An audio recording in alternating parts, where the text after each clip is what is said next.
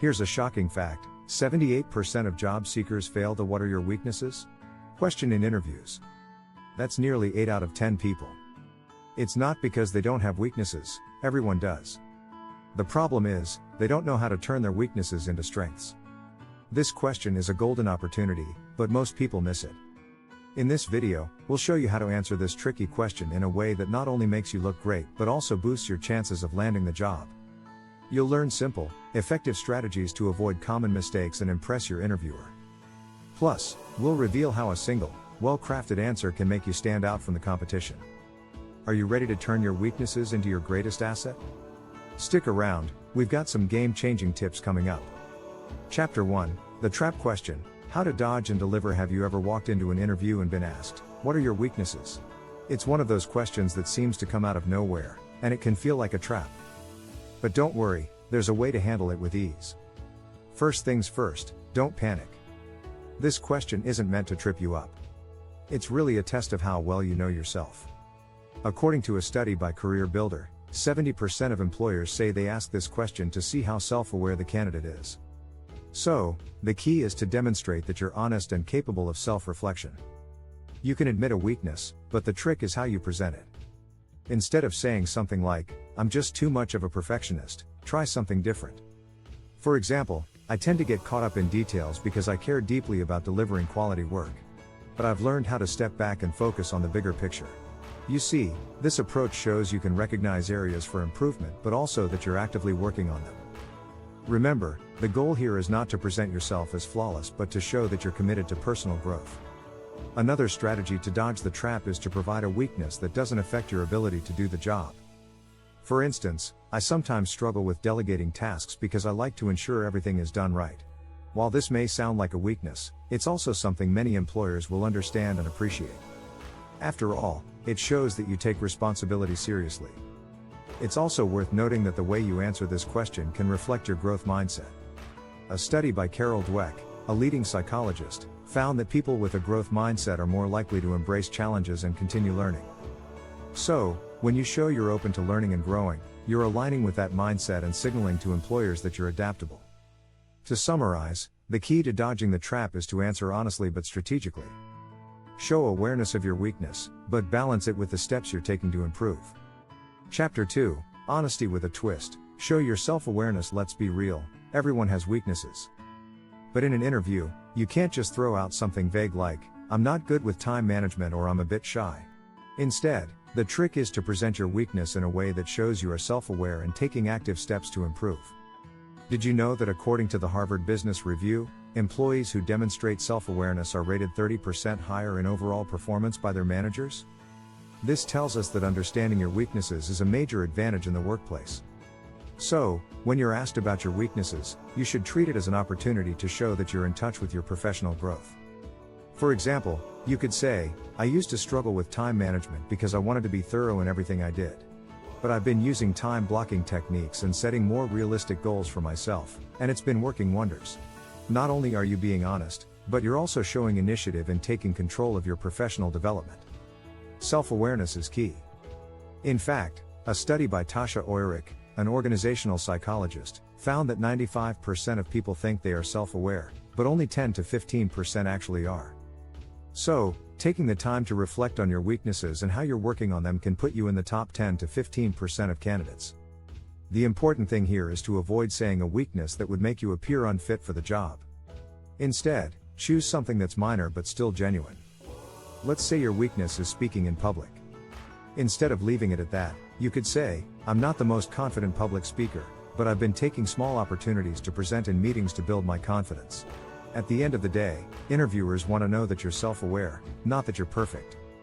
By giving a thoughtful, balanced answer, you're showing that you're ready for the role and open to growing in it.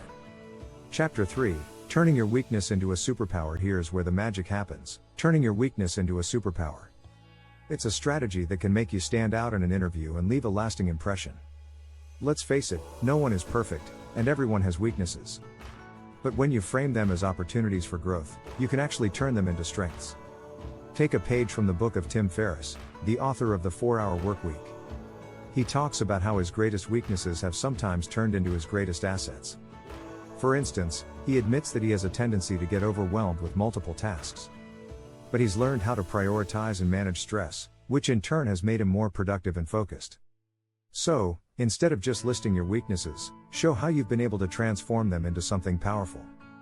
For example, if you have trouble saying no to people, you can explain how that led you to become a better communicator. I used to struggle with saying no, which would leave me overcommitted. But I've learned to set clearer boundaries and communicate more effectively with my team.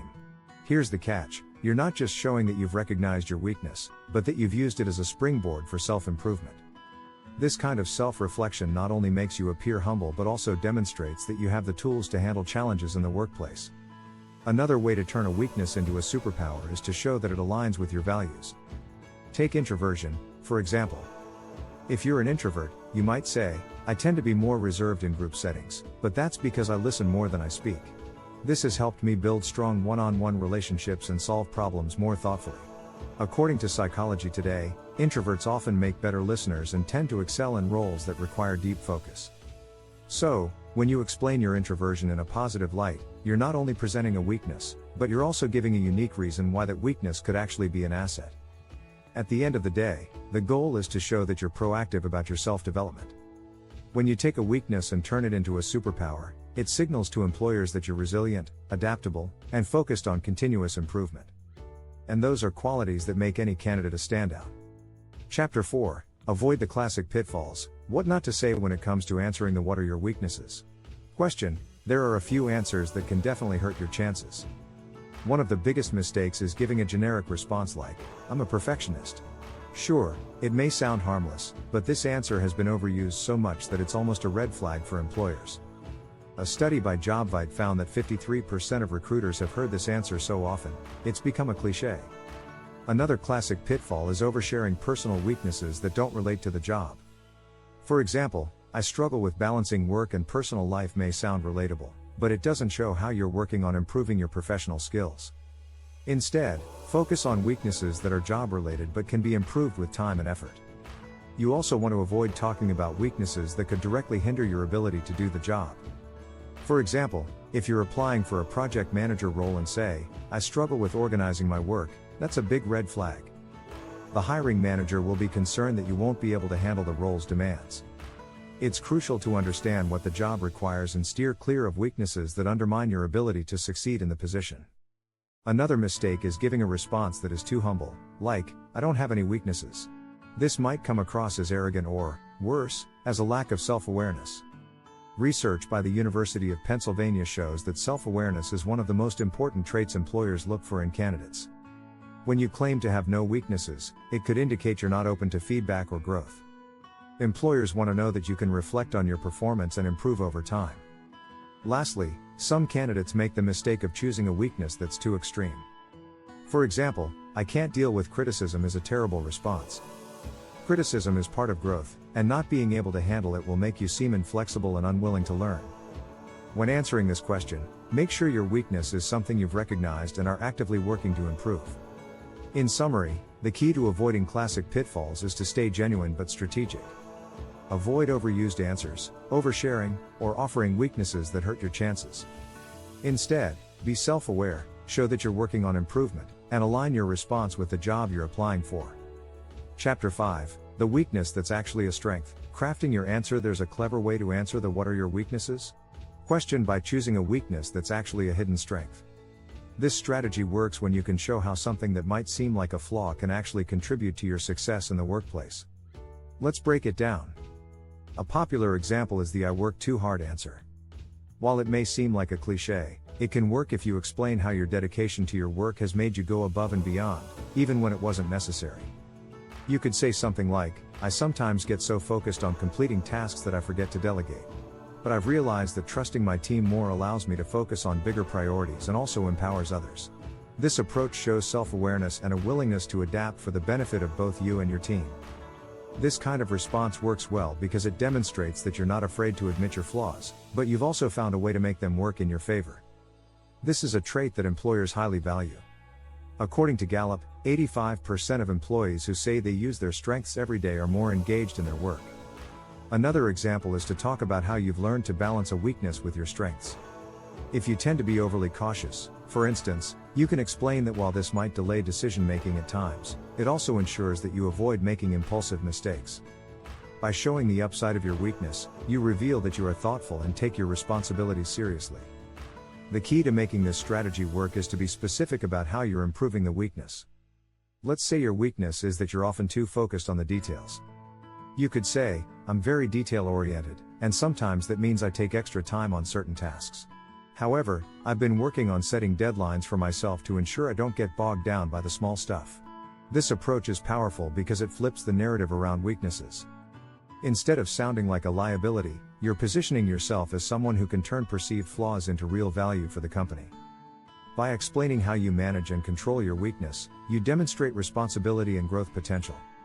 To sum up, the weakness as strength strategy is all about framing your flaws in a way that highlights the positive side.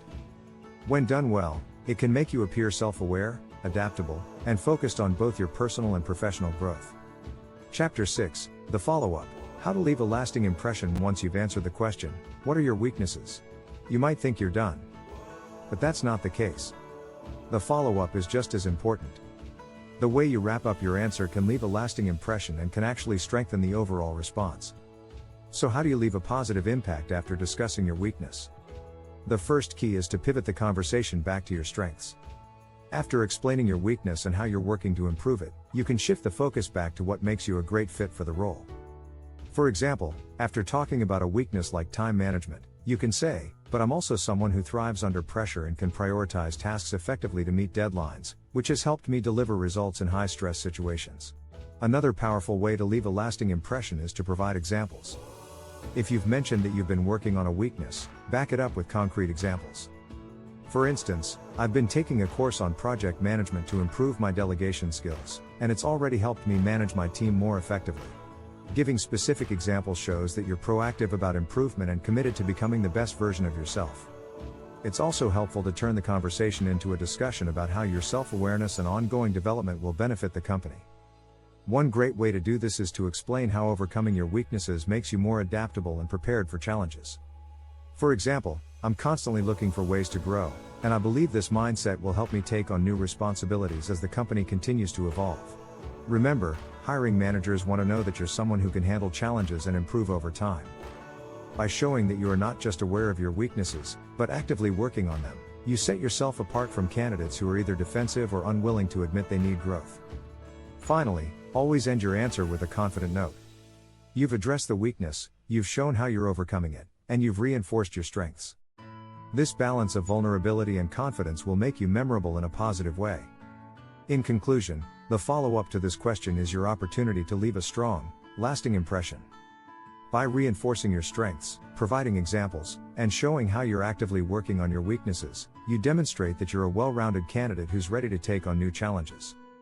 If you found this video helpful, don't forget to hit subscribe for more career tips that'll help you level up your job search and interviews.